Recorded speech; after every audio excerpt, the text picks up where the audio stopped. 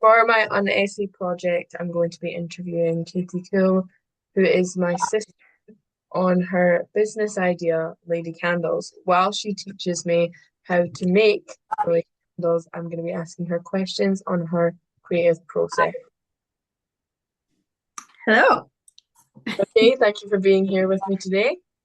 my pleasure. So first of all, do you want to go ahead and open your clay if you've got it to hand? I've ripped open the top. Perfect. So I think you're probably going to need about half of that for the initial part. That's a So lot of, just tear it with your hand. So I've just torn my block with my hand and I've put the other part in back in the bag just so it doesn't dry out completely. It is all water based, so if the clay starts to feel a little bit dry or like it's not doing what you want it to do, we're just going to use our water, and you can use your fingers or a paintbrush to just massage some water into the clay. Perfect. Lovely. Now, everybody always sort of treats their clay quite delicately, but it's in its sort of wet stage. So actually, it's really malleable. You don't need to be gentle with clay at all. The only thing that if it feels like it's becoming harder to sculpt, it's probably just because it's a bit dry. So if you feel like you're struggling, a massage of a bit of water won't do you any harm. Okay.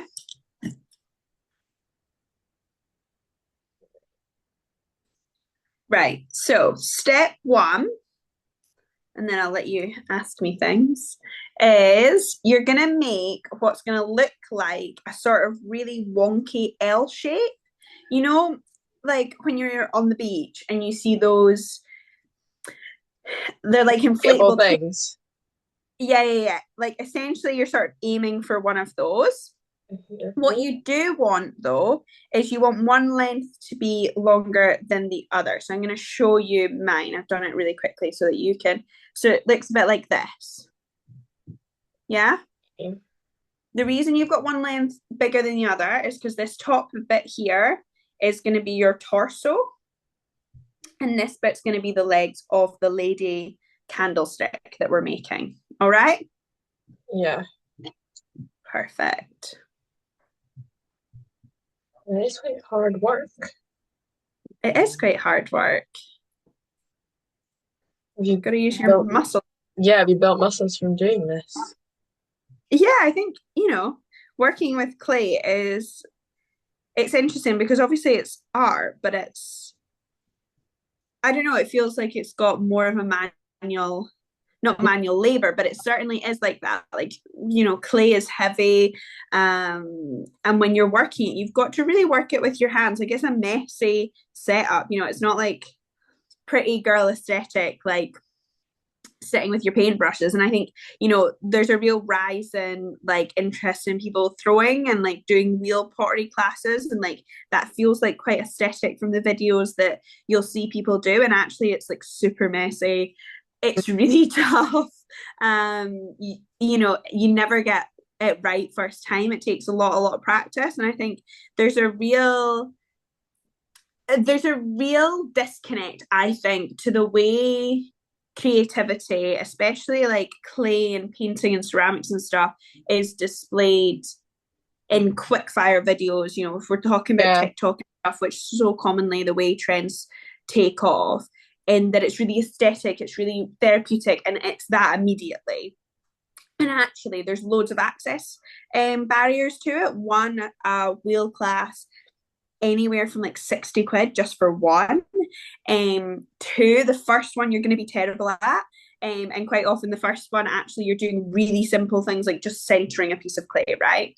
And stuff like that. And so there's this concept that it's like super aesthetic and anybody can get into it, and it's a skill. Ceramicists are trained. I'm not trained. I sort of learned on the job, but I learned from an artist who had a degree in restoration and was a professional painter.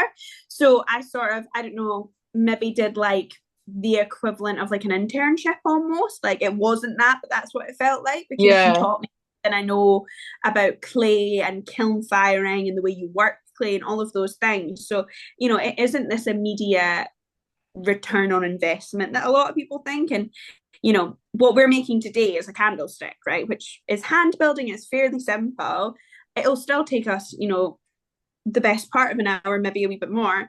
And I've had loads and loads of practice of it. These people that make these big vases and these amazing sculptures, you're talking like weeks, months, years sometimes. And I just, you know, as a business owner who creates and sells experiences but also sells product, the concept of like capturing that into like an Instagrammable moment or a Yeah, TikTokable moment, it can be really defeatist. And also like it feels like an additional job. Like this stuff, the sculpting is yeah, so much fun. And then the creating any sort of authentic buzz around it a clickable is content. so hard.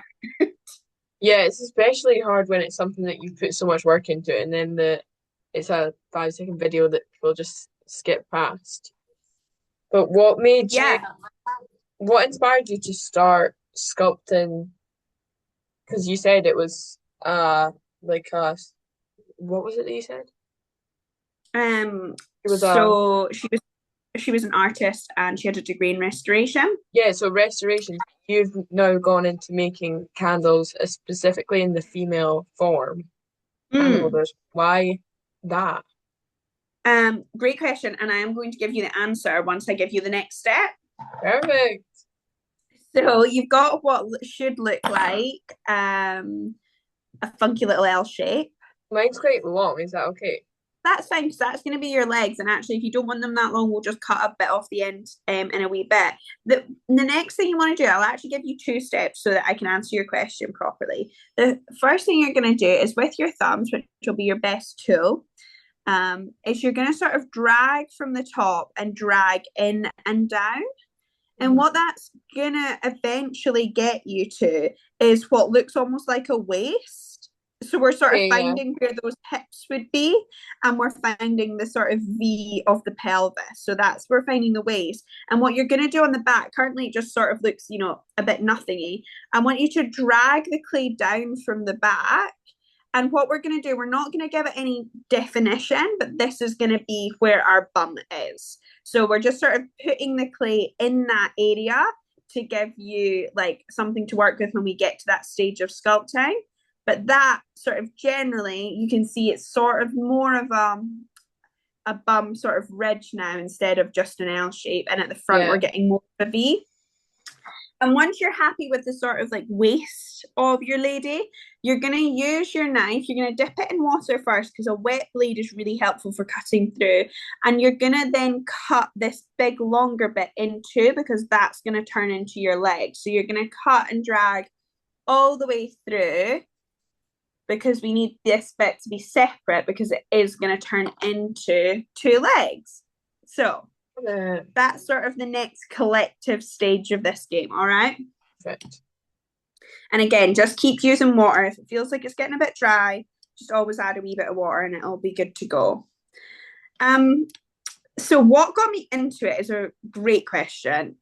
It was really accidental.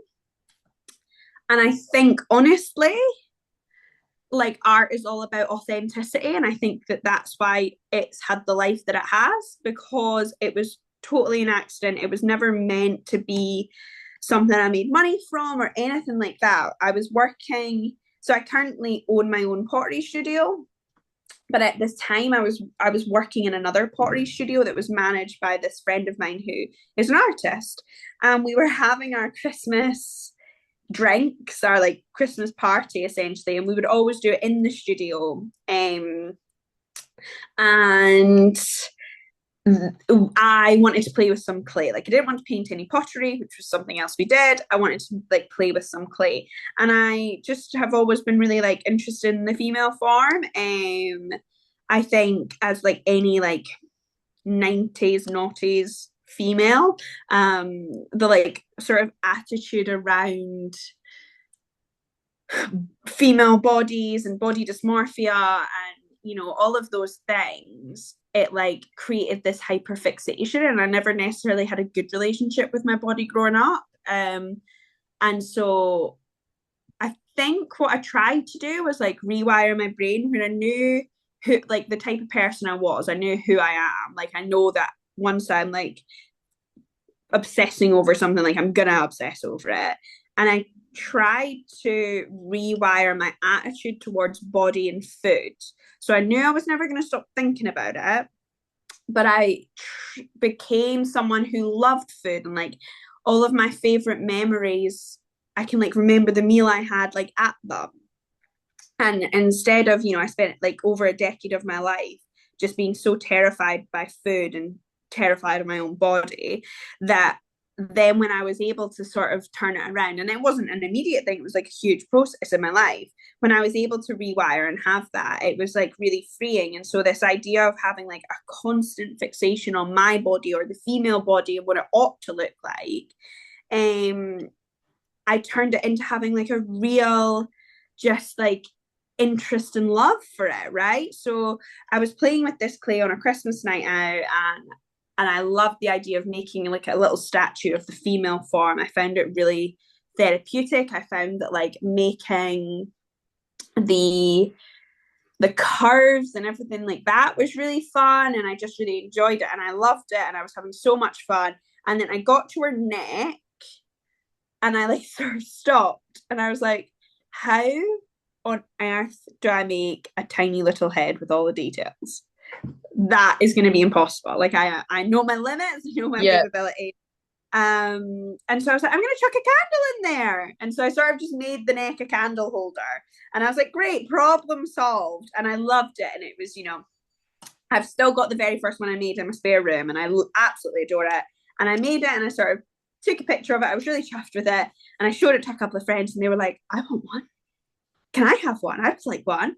And so I made some for friends. And then all of my friends that wanted one had one. And then they were like, oh, you should sell it. And I was like, oh, well, no, it was never my intention. But I work in a ceramic studio and I have access to all of these things. So, well, I suppose I could. And that sort of like the birth of it. And I then just like, I only ever sold and still do only ever sell them over Instagram, because I always wanted to take personal like commissions. Like I never wanted to just churn out the same one over and over again. Yeah. Like that's the special thing about it. So I Yeah. always take personal commissions. And that turned into a whole like beast of its own. Like, so our second cousin was diagnosed with breast cancer and still is going through that. And Kimberly, she messaged me and she was like, I would like one, but I'd also like one for like all my female friends. And she commissioned me to do like 20, and I did them all sort of with like the like breast cancer awareness, like pink bows all over them. Yeah. And she got little cards that said, get yourselves checked, and she put them with each and every one of them, which was really, really special. And then I had someone who had a mastectomy and they wanted one with what like their body now looked like. And it was like, that was super powerful, right? Because it was this idea of like, okay, there's no boobs on this lady, but she's still like, this is still the female form. Like this is still who she is. And like, it was, and this is what I said at the start and why it felt really important, was it felt so organic and it came from a place of like almost accidentally like me on this like healing journey with my own perception of body, and it turned into this business because that was clearly something that like women wanted or women really connected to. I've made them for trans women who obviously have spent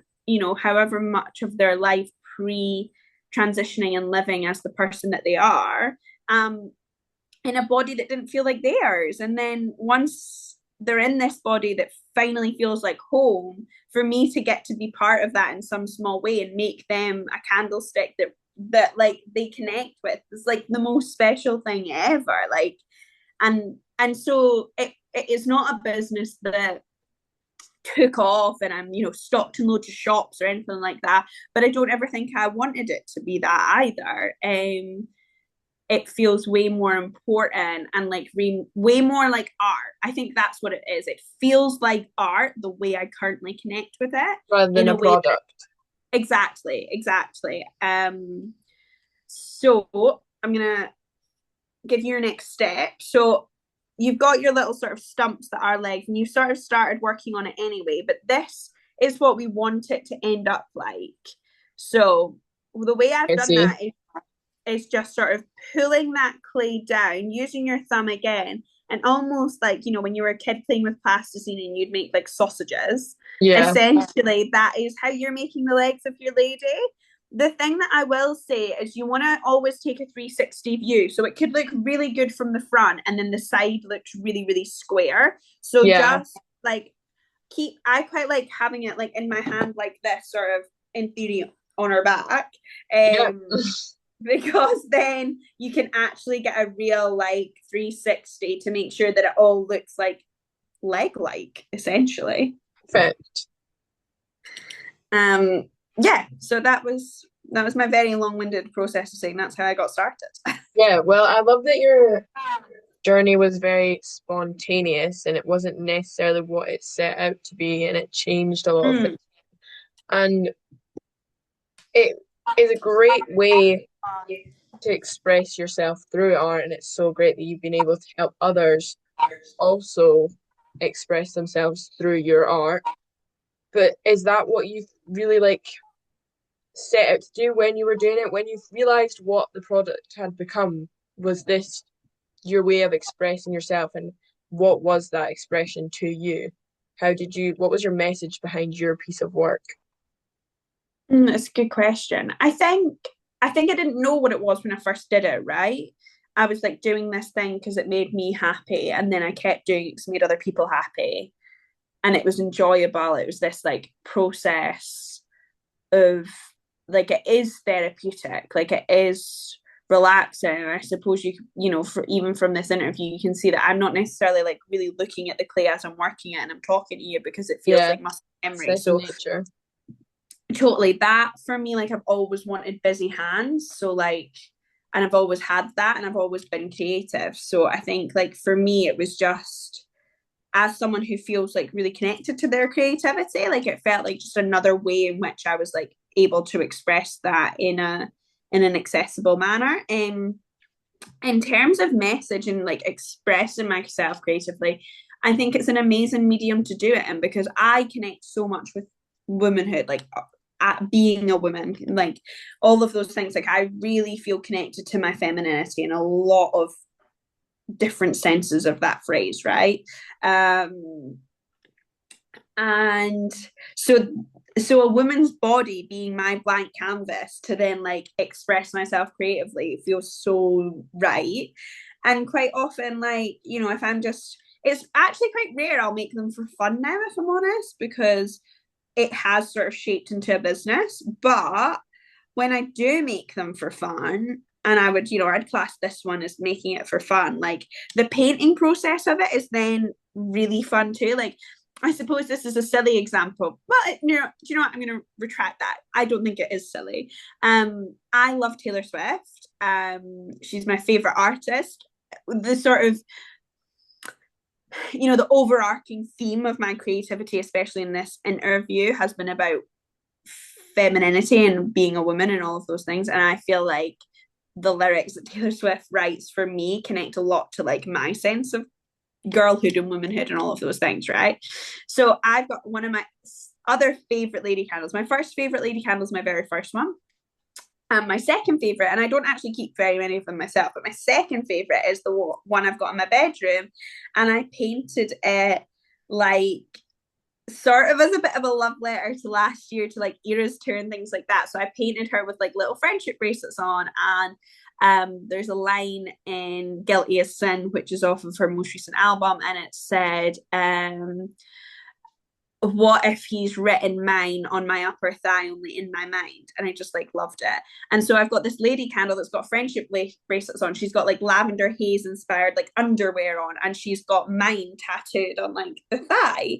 And like I loved it. Like I loved having this like little like nod to all my, and I went to the concert. So like I just like I'm so fond of and the album actually came out on one of my best friend's wedding days. So like this album especially, like I feel so like emotionally like driven by. And so I've got this little like memorial almost, like it's this thing that I love. It's a lady candle and I adore her. But it's got like one of my favorite lyrics on it, and it's got like an homage to one of my favorite two of my favorite experiences of last year on it. And like it sits in my spare room and it's like unapologetically girly. Like it's so girly. It's like essentially a bit of Taylor Swift merch, right? But I like made it with my own hands and I fired it in my kiln and I hand painted it and all of those things. And it's just this like permanent piece of art that I made that like captured a moment in time in my life that made me really happy. Yeah. And that moment in time was so intertwined with feminism, and you're such an activist for women's rights. And with your art, do you feel like it allows you to also have other women activate, a advocate for themselves and show? Because you teach classes with these, and you Mm. everyone's allowed to kind of create how they want to, as much as your input's there, their body shape kind of so personal to them. Do you really enjoy that aspect where it's not only you advocating for women, but it's them getting to use their own voice and their own art? Yeah, I do. Like, I think that the answer to that question, I think for me is threefold. The first answer to that question is I actually have another sculpture in that's not 100% finished yet, but it's three men, so male candlestick holders, and they all have like misogynistic words written all over them. Um, and on top of their shoulders, so they're sort of sat in a little triangle. On top of their shoulders, I have a female lady candle, and she's like completely clean, like there's nothing on her, and she's like sitting above all of them. Um, and like some of the things I like painted on these men were like really horrible, vulgar things, but like absolutely all things that men have said to me or other women around me, right? And I just love this idea of this like flawless woman being on top of these like pigs of men. So that for me feels like really direct, really unsubtle, like activism in through art, like in on a small scale, obviously. And then the second answer to that is the way that it's a personal commission every time. Also, I think feeds into this idea of like celebrating all women and letting them like be like have a small sort of token, not token, but like small piece of activism just by like being in their home. Like a friend of mine commissioned a piece for their friend's birthday, and it's this, and their friend is just this really like sex positive curvy black woman, and I made her own candles, lady candle, in a position I'd never done before, but like with full on like bondage on, and she's like, I love it. And I so rarely see myself like represented in art or represented in these spaces or anything like that. And she was like, I'm so represented in this because my friend sent you pictures of me and you made it on me. And now I have this like empowering, like sexually liberated, like little statue in my house, and it's based on me. And that's really, really cool. And so those commissions make me so happy. Like they're really empowering for me to do, and I'm glad they then like help other women feel empowered.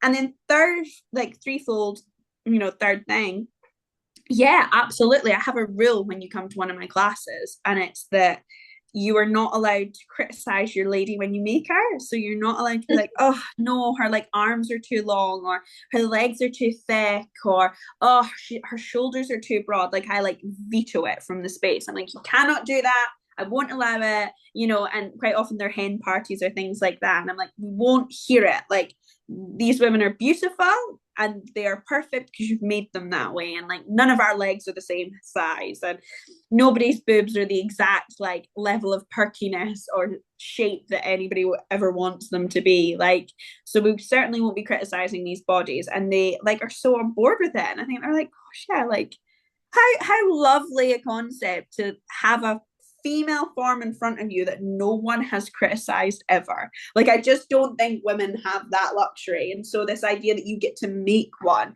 that just exists uncritiqued in all of its like handmade glory, like, I don't know, I feel like I'm not saying I'm doing anything profound, but I think feel like for me anyway, in that moment, like it just like heals a little bit Yeah. of you.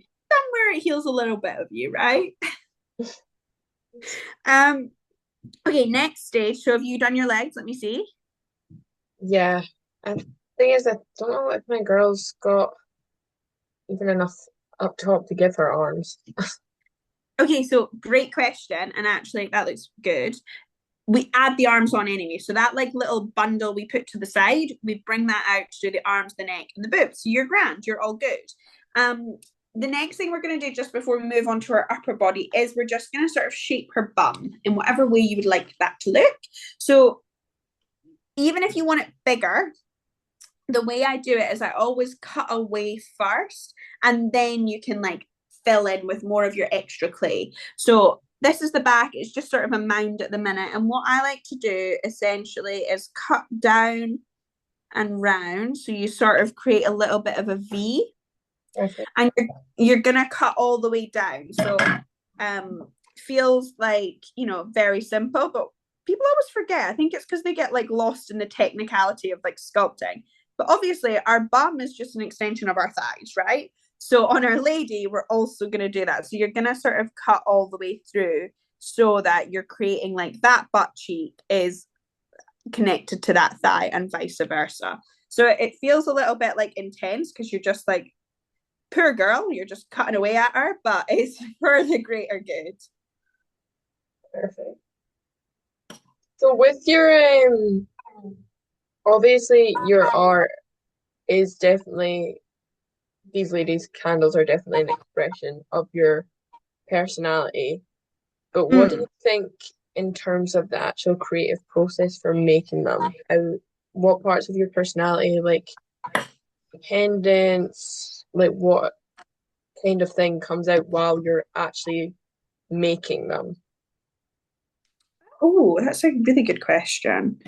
Um,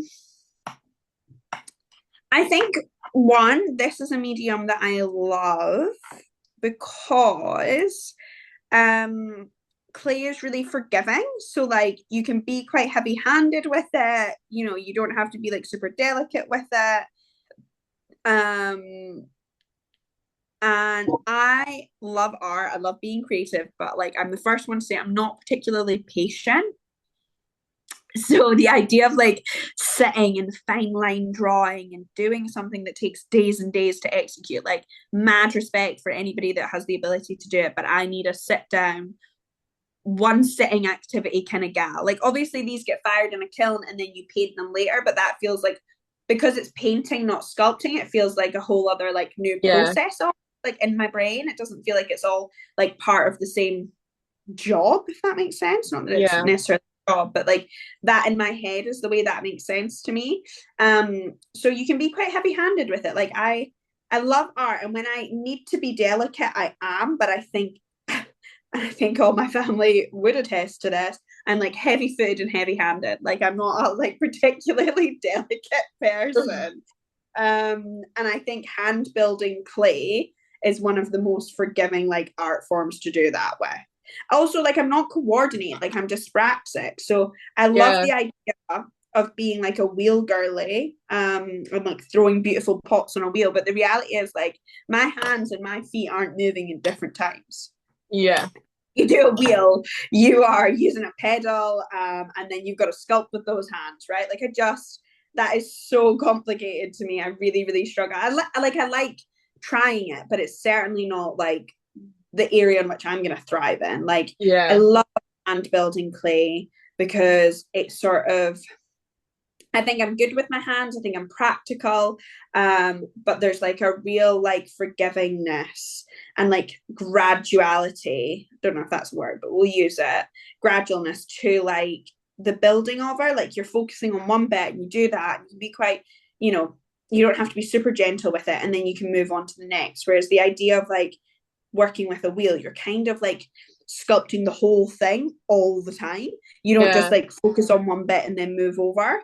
Um, so I think, yeah, like in terms of the way that I work, and also like I'm not a perfectionist. Like I'm kind of a perfectionist in like big detail, if that makes sense. Like if I have know someone's like coming over to my house, I want the whole place to be clean and tidy. Yeah. But like if if something's a bit wonky, like I love like antique furniture and stuff. Like I love things that are a bit like Imperfect. wonky and a bit of a dud sort of thing. Like, you know, quite often like in this world of ceramics, if you like make a dud, you like, because clay is so malleable that if you essentially if you hated your lady candle today, which of course you won't, you could just get your hands really, really wet, mush it all together, and it's a fresh ball of clay again, right? Yeah. So quite often in the ceramic world, people will do that and they'll just be like, oh, this wasn't the one for me. Gonna tear it apart and just do it again. And I like don't have that ability because I hate the idea of like destroying something you've made. But I like keep all of my seconds. That's like what something's called if it's like not great. It's like the seconds batch. I keep all of my seconds, like all of the stuff I've tried to make on a wheel, even though they're a bit wonky, I've like fired them all, right? And they're all sitting in my kitchen, much to my boyfriend's dismay. Because I feel terrible about getting rid of anything. And Yeah. so like that idea of like loving the imperfections of things, like sculpting anything that is in the natural world is amazing. So there are no straight edges. Like if you were sculpting like leaves or animals or bodies, like there isn't a perfect formula for any of that, right? And so Yeah. that's what I think is so beautiful about it and what I love so much about it. And it really feeds into my like joy for creating, but my like frustration with like things having to be perfect. Like I don't really conform to that. And so this hand building clay to make the female form feels like it just, you know, connects to my personality in like every way that I suppose it could. But I mean, you're my sister. Would you attest to that? Would you agree with my assessment of myself? Yeah, I think you have got it pretty spot on there. I think it is a good medium for you, especially because it is just like it's also going back to what you said about your views on your body. It's just such a great way to, like you said, rewire your brain. And Mm. also like it's very, yeah, I think it's very connected to just how the world is before modern technology where everything has to be this clean cut, perfect 100% thing. You're going back to where everything is in its natural form and it's what Mm. it should be. Yeah. Yeah. Exactly. Exactly. How are you getting on with your lady's bottom? She's definitely got one cheek bigger than the other, which I enjoy about her. Yeah, She's I like that. she was lying Also, down like, a minute.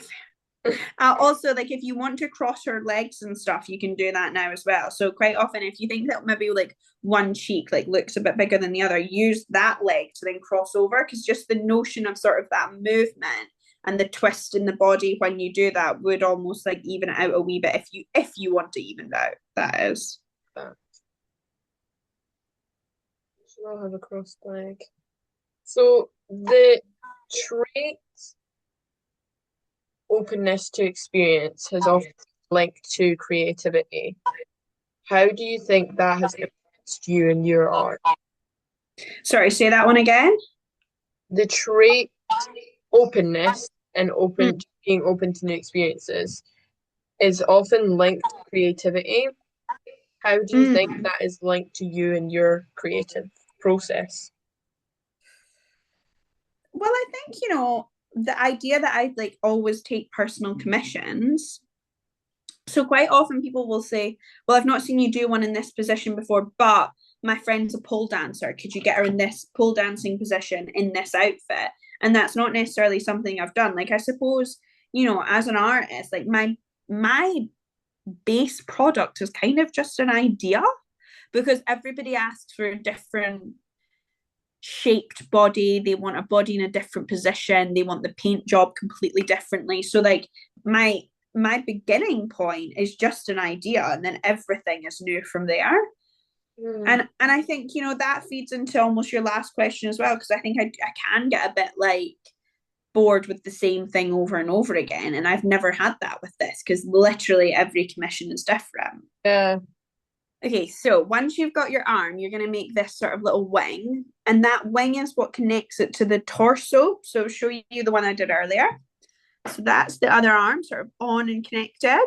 And that's because I've sort of placed it like that and used that wing just to blend it to the body. Does that make sense? Sense. Perfect. So that's your next step. And if you want to ask me a question while you do that, you can. Perfect. So some people argue that art goes hand in hand with challenging social norms and Interesting. societal norms. Do you think that that is a big part of your creativity? Yeah, I guess it is, right? Like, I think the art is incredibly, incredibly important in um, making political message, pushing back on the broken parts of society in whatever like, sort of ways they look like. Like, it's a huge expression, right? And often when we express things through writing, it doesn't always necessarily connect to people, but when people have a visual, it can be so powerful. So yeah, I couldn't agree more with that. And I think absolutely this idea of like a celebration of the female form, and no, I suppose no one form being what a woman is. You know, there's no one shape or leg length or anything like that that defines what a woman is. And I think we're in a scary time where, you know, trans women are losing their rights, and women that don't conform to the normal, in huge quotation marks, normal standards of what we've deemed as a woman. You know, if you look at the Olympic boxer who was a bio woman, you know, it's potentially not the right terminology that I'm using there, but for all intents and purposes, based on what our current government is claiming a woman is, she was, but because she didn't fit the aesthetics of what we deem to be feminine, the whole world got to weigh in on like who she was and like question her identity. Um, and we think about that like in tennis, the way that like Serena Williams has been treated throughout her career and all of these things. And, you know, I mean, trans women is the thing that's getting me the most angry at the moment, this like absolutely outdated and heinous ruling. And so, yeah, I think it's really important to use art as a way to break social norms, or at least bring them into question. And for me, certainly, my idea of a woman is that you identify as one, and there is no one body that defines that. In the same way that, you know, we've all grown up with this body dysmorphia, women's bodies are in the public eye in a way that like men's bodies just aren't. And then once women start tailoring their bodies, they get criticized for tailoring their bodies. A prime example there is like we love to treat the Kardashians like the problem and not a symptom.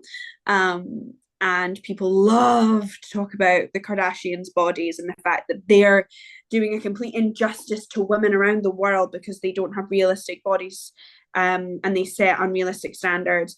And when Kim Kardashian was pregnant, a tabloid magazine put a picture of her and her pregnancy next to a picture of an actual whale. And it's like, so at what point would you like these women who are constantly critiqued on their bodies to take a day off and not feel like they constantly have to project what is deemed to be perfect, right? Like, so this, I absolutely like feel very impassioned by that as a topic. And so my art reflects that. There is not one single piece of my art has been the same as another, and that is the best bit about it. And I really, really hope that that is the message that like goes out when people do my workshops as well. And I think it is. I think people feel empowered by that and they feel excited by that. This idea of what a woman should look like all sort of falls away when actually we're being really gentle with ourselves. And I think we're really terrible at being gentle with ourselves, but really good at being gentle with others. So there's a real niceness to see women sit and sculpt another female body and then be really like have a lot of adoration for it that maybe that woman hasn't given herself. So yeah, I think it's all these like tiny moving parts that contribute to a bigger conversation, and that's the bigger conversation that I feel really passionately about. So I don't think it's an accident or a surprise that this is the way I channel my art. Yeah, I love that. With that being said, how would you respond to potential criticism on your artwork from people who may not align with your perspective of it? I kind of don't care, and I think you shouldn't. Um, Art is totally subjective. And I think anybody knows that when they go to a museum or a gallery. You don't walk into that and go, I love all of these pieces. Um, in the same way that you and 10 people don't walk into a gallery and all have the exact same feeling on each piece of artwork. Like, I think that's the joy of art, right? Like, it's expression. So there isn't a right or wrong in expression. Um, there's not even a right or wrong really in technique, like, because that the lack of technique is a statement in itself, right? So um the idea the idea of somebody not liking my lady candles, I couldn't care less. But I don't feel like that for all my art. Like I genuinely don't, because I'm an actor and a director and a writer as well. I think the way I would take in critique of something I've written, Yeah, because I think there is a formula for that, right? Like there, you can write something poorly, you can underdevelop characters and all of those things. That critique I would absolutely take on. And also, but also, even if it wasn't about technique, it was just the story. I think I'd struggle to not take that personally. But somehow, sculpture sort of transcends that a little bit, because I just think there is absolutely no right way to do this. And I've made something that's so personal to either me or the person that's asked me to make it, that the concept that you don't like it, like, good, I suppose, because it wasn't for you, mm. you know? So you definitely have an audience, a specific audience that you think your art's tailored to. Yeah, definitely. Like I think that me personally, I'm very tailored to the female gaze, as a sort of like popularized saying. I think I'm totally tailored to the female gaze, and I think my art is the same. Like I couldn't give a monkeys if a room full of men thought my lady candles were shit. Like I just couldn't care less. Because the women that come and make them love the process and love their finished products, and the women I make these for feel empowered by them. Yeah. So like that's the goal, right? There isn't a bigger goal than that. I don't need anything else from it, nor do I want anything else from it. So yeah, I totally have a target audience. But like, I've had many men buy my work, and great, lovely, like please do. I would 100%, but I'm not going to be butthurt if a group of male art critics don't talk warmly about my pieces. That I would lose absolutely no sleep at night if that was the case. Oh, it should be. And can I show you how to make your neck now so that you can do the sort of like finishing touches? Yes. Perfect. So you're going to sort of get like, this is a decent like clump of clay. And essentially you're going to sort of like work that into a rectangle type shape. Okay. Um, again, you'll probably want a wee bit of water just because this clay hasn't been handled very much. It's just sort of been sitting to the side. So I'm doing it really quickly so that I can show you. But essentially, I've got that sort of rough shape, right? And I'm going to make it into a little hoop. Yep. And blend it so that it's all joined. So almost, I suppose it looks a bit like a napkin ring. Perfect. Yeah. So that's my napkin ring sort of shape.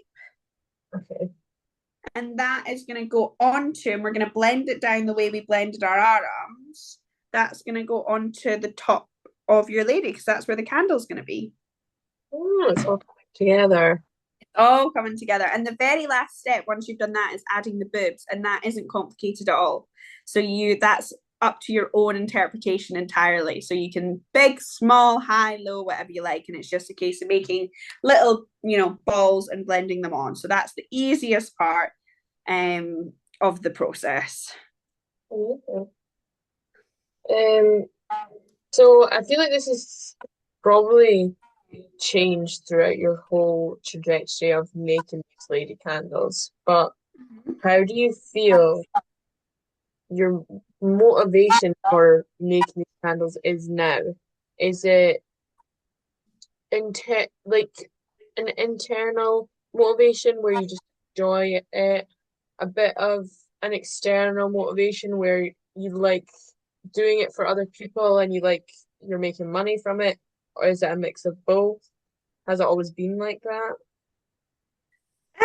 Yeah, I think it's a bit of both, and I think it has always been like that, and it's this sort of continual cycle for artists, right? Because while I love it and it makes me happy, like in order for me to keep doing creative things that make me happy, like I also have to pay rent. So I'm not gonna lie to you and say when I get a big group booking to do like 20 people sculpt a lady candle, like the size of that paycheck makes me happy. That's not a bad thing. But like obvious that's like practical. It's a practical thing that is beneficial, right? That I can get paid from it. But like on a whole, like the experiences are so personal. Like each group workshop I'll do of this is so personal. It's often for a bride. People are like, oh, I'm gonna base it off of me, or da da da. Like the hen party I did this weekend of lady candles, two were pregnant and they made pregnant lady candles. And that sort of almost like goes back to what I was saying about my Taylor Swift lady candle. I created this piece of art that really like captured a moment in time in my life that felt important. Yeah. So like as experiences, like I feel like as a process, as an experience, it's so, so fulfilling. Both to make commissions at home and also to run workshops. There's something like inherently like there's like girlhood is captured in it, and like you have these gorgeous conversations with women, and it's really, really cool. And so I feel really connected to it. Like I've had so many people who have come to multiple workshops who like did it for their hen and then are now doing it for their friend's hen, and it's just this like I don't know, there's something like really community heavy about it. And primarily the people that order them or come to the workshops are the girls and the gays. And so that in itself creates like a really cool safe space. It's like a female heavy, queer heavy environment where people get creative and have no boundaries. Like there's no, you've got to do it this way. Your legs need to be that long, your torso needs to be this shape. Like there's absolutely no boundaries other than don't let your clay get too dry because you then can't work with it. But generally, I've given you this step by step, but that's not a hard rule. Like if you didn't want to do it this way, I wouldn't care. It's about the process and about leaving with like this idea of feeling connected to I don't know, your female form or the female form, learning to be a bit gentler with yourself in that. And also being like proud of the thing you've created. And, like sort of as a byproduct, your hands are filthy and you're working away. So like we've not looked at our phones at any point during this. Like you've not, there's a real like mindfulness to it too in that aspect. So, it's I think an honest answer is the money is great, but also the actual art itself and the process and the community around that is as good, if not better. But they certainly have to coexist to have like a realistic engagement with it or a long-standing engagement with it. You need to be just a rich person who has downtime and can do it, or you need a way to like monetize in an authentic way that allows you to keep doing the thing that you love and sustaining that as an avenue in your life. Do you feel like when you're making them, you get in kind of like a flow state? Because you said, like, obviously, when none of us are Yeah, checking this and that, it's just almost like a sense of meditation for you as well as art. totally. I'll quite often like will listen to a podcast or music while I do it, and it's really therapeutic. Um, it's so I find it really, really fulfilling. I'm not necessarily someone who enjoys like going to the gym or like going on a run or something like that. Like I engage with sport, but not in a way that I find it like a therapy. I don't find sport therapeutic, right? Yeah. Like I find yoga nice, but generally like I don't have that like relationship to like the gym or running where I'm finding that therapeutic. I do it because, I do it or I play sports that's like team sport. Yeah. Um, so in terms of like meditative, I think like just sort of almost finding these thoughts as I say them. I have a really busy head. Like I find that like I can't switch off ever. And so this I find really helpful because you can't totally switch off because I do have to concentrate on what the next step is. But that means that that's what's occupying my brain and I'm not thinking about all the things I'm stressed about. I'm just thinking about, oh, she's kind of like chipped a little bit here. Okay, let me blend that a little bit more. I need to do the arms. I maybe need to like reposition this. Da, da, da. So it like occupies my brain in a practical sense, but also distracts me from like, just thinking about all of the other stuff that's going on. Whereas when I like do yoga or I try and meditate, all I'm thinking about is like, got to email that person, really need to do this. Like, oh God, I haven't done that. Like, I have no idea how people meditate. Like, it's beyond me. But this does feel like that. Yeah. Has it like the obviously the inspiration for it was just kind of spontaneous and you just wanted to create the body, but like has it changed after you've worked with people or has it stayed the same? Has it always been sort of this step process or has it changed after working with people on it and seeing other people's creations? I really didn't like know the process. Like I think now I have such a process because I've had to learn how to teach it. But I never had a process. Like I don't know that I necessarily like did everything in this order before. And when I was just making them as private commissions, I don't necessarily think I like had the exact same technique nailed down. But once I started thinking about workshops and how would I do a workshop and what would I need to do in the workshop, um, I had to sort of pin down a formula almost, and it's not written down anywhere. It's just sort of all in my head. But I definitely feel like it's like it sort of cemented itself more than it had. Yeah, for sure. It now feels like a formula, and it never was that before. And I'm not mad about that. I think it's really nice, and I think it feeds into the meditation because now I know it's a step by step like I really don't have to think about it. I don't have to think about where I start. I just sort of like go through the motions and I can just have that sort of really therapeutic aspect of using my hands and working with my hands. But I'm never like stumped of like, oh gosh, how am I going to do this bit? Because even if it's a different position, I'm now really confident in my like stages of process. So like I know that like, well, I'm doing this first. I'm doing the torso first. I'll do the legs. I'll get the legs into position. Then I'll do the arms. Then I'll do the neck. Then I'll do the boobs. So even if it's a position I've not tried before, I know how I'm going to get there. So that's how it's developed, definitely. And I don't think that development would have come if I didn't offer it as a workshop. I think if I kept it just me making commissions, I don't know that I would have ever sort of like had to figure out what that step by step was, but it's definitely like helped my process to know what that's to have a step by step. Hmm.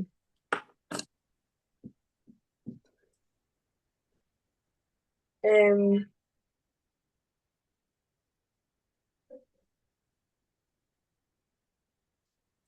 right. So, from your perspective, what do you think makes your candle holders a creative piece rather than just a decorative piece of decor for someone's house? Um, I think one, the personalization of them. I think two, women's bodies are political whether we want them to be or not. And I think inherently, or whether it wants to be, it is just because we talk about autonomy for women's bodies, we talk about abortion rights, we talk about trans rights, all of these things, and the common denominator is the female form and the way society deems ownership over a female body. So I think just by expressing that and creating these female bodies is advocacy in itself. That's what like changes it from just being a decoration. And I think intent's really important. I think I am a highly like politically engaged person. I think I'm really socially engaged, like in terms of like human rights and social economic policy and all of those things. So I think that like the context of this, it comes from me by just by that alone changes that it's not just a piece of decor and it's not something that just gets churned out thoughtlessly. Like I think actually a lot of active thought goes into these lady candles, and I don't just mean active thought in I have to make them. I mean intention around why the first ones I made before I had commissions, but was like making them because they were fun and then like giving them to friends and stuff. So many of them were like quite quote unquote like sexually positioned and things like that. And this idea of like, yeah, like it's liberating, but also I'm making this woman in this like leg spread position or whatever. I'm doing that because I think it's fun. I think it's cool. It's not for like the male gaze. It's not to be objectified because it's made by a woman for a woman, just to be like, hell yeah, this is great. Go hard. Like so I think all of those things, they're very deliberate and there's a lot of intention behind it. And like the context of the maker is important too. I think if I just had a team that churned them out and I said, this is the process, do this many white, this many brown, this many black, this many multicolored, and do this many cross-legged and this many sitting up, and walked away from it, then I think it would just be a candlestick that was commercially churned out. But I think the fact that I've like maintained that this is my thing and I teach workshops on it, but in terms of making it, it's just me. And I make them with a lot of intention, and the people that ask for commissions have like really clear wants for it, and so many of them connect to my body's changed, or I want ownership over my body, or I'm finally happy with my body, or I'm finally accepted this thing about my body, or I'm going through cancer and I'm going through a point where I have no control over my body, so this is a way in which I can like take back a little bit of ownership of it. All of that sort of stuff feels like that's why it's more than just like a quirky candlestick, in my opinion. Mm-hmm. I do agree. Even just making it though, like it does like it is a very thought-provoking process whether you want it to be or not. Yeah. Like I'm always because it just brings up a lot of for anybody like involved in it, especially like women and specifically young women, like when you're making a body, it brings up the conversations that you've had with maybe like your friends or something like that, like a very supportive space where you're talking about, oh, like this boob is smaller than this boob, like this, my stomach has this weird thing, my arms look like this. And it is nice to just create something because then you're so proud of the thing you've made that it does kind of create this positive mindset towards Mm, bodies because you're so hmm. proud of the piece you've made that you're like, I'm so proud of a sculpture. Why not be proud of my own body? Totally. Totally. Yeah, you have this sense of pride, and it's like all of those little, like, it's those things, right? This idea of like affirmations and stuff, like, it's super popular at the minute. But I think this almost accidentally is that. Like, I would spend, you know, I grew up and had like eating disorders for most of my life. And there was a point in my life where I was making lady, you know, my the way that I sort of structure my involvement with Lady Candles now, like, it's primarily workshops and then the odd like one for fun or the odd commission, but primarily it's workshops. But there was a time in my life where I was making like 20 to 30 Lady Candles a week, and I was just every single day I was making a woman that looked differently, and every one I finished I was proud of making. And it definitely rewires something in your brain. Like, it does connect the dots of like female forms that all look different, that are all different sizes, are really beautiful and you should be proud of them. Like, that did merge somewhere in my head. And I'm not going to say that like I don't have bad days or I don't have days where like I feel crappy, but I certainly think that like accidentally I did a lot of self healing through having this relationship to art.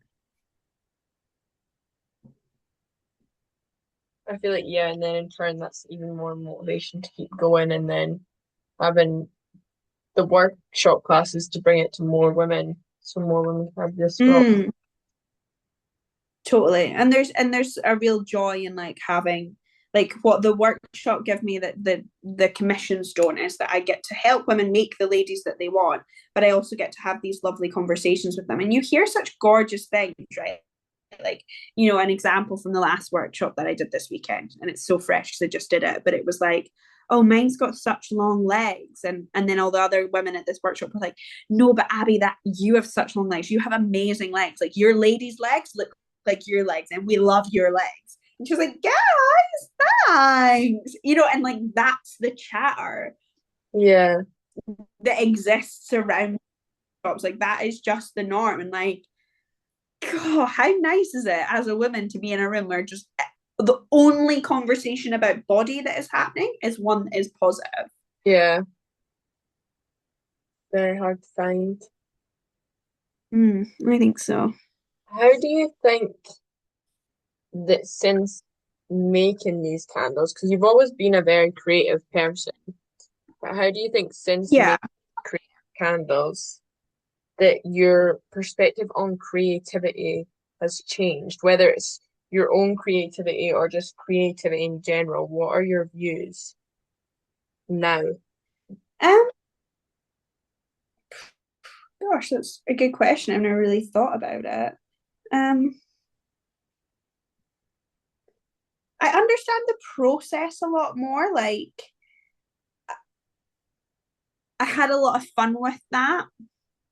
And I have a lot of fun with like, I feel very proud that I like know how to sculpt and I know how to work with this really gorgeous material, and I know how to fix it if it breaks, and I know how to fire it in a kiln, and I have my own kiln, and I can do the whole process on my own.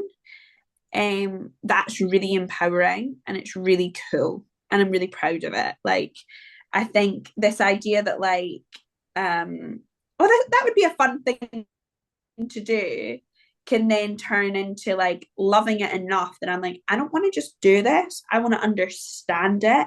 I want to do every step of it and I want to do it well.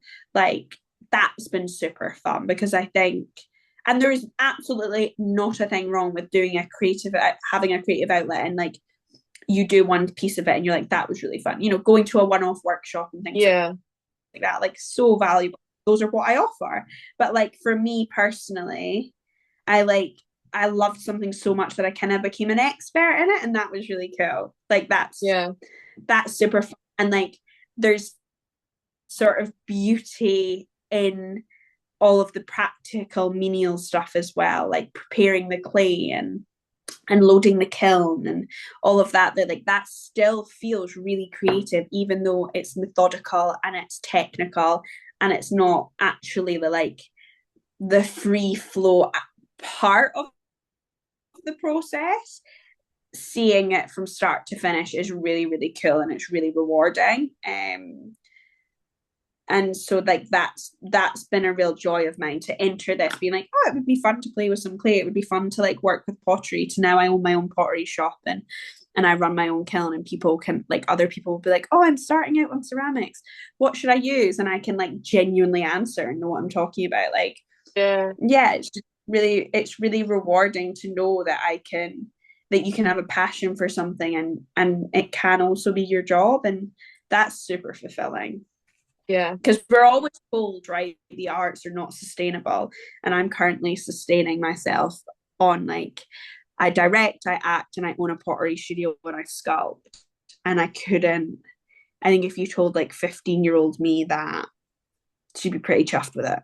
Of course you should be. Well, I don't know. I feel like lady is finished. I've put her in a She's gorgeous. sunbathing What I would say is just position. like, yeah, I would maybe perk her up just a little bit, like use like, even just a glass or something, just so that she doesn't like, because the clay's wet. Yeah, I was gonna say how that's up for men and back. It'll like it just like prop something up behind her. She's gonna like dry reasonably. Like, I reckon by like tomorrow morning she'll be dry enough that she'll be like, she won't be dry to decorate. Yeah, perfect. But she'll be dry enough that she'll like sit up on her own essentially. Okay. Perfect. Well, thank And you. here's mine. Love it. Does this piece have any meaning to you? Yeah, I think like the way that we've been talking, and I think, I don't stop to think about it very often, but I think I've spoken to you more about like feeling like activism through my work than I sort of like stop to think about very often. So I definitely feel like I quite like how sort of like powerfully she's sitting, and how she like the arms crossed over the crotch isn't like about like shying away or covering up, but more of like a protectiveness, like this is my body, but I'm not like curled up and covering. I'm just like, I'm out and I'm proud, but it's mine. I love it. Thank you so much for And sharing. this one I made, You my made what? pleasure. This one I made with you.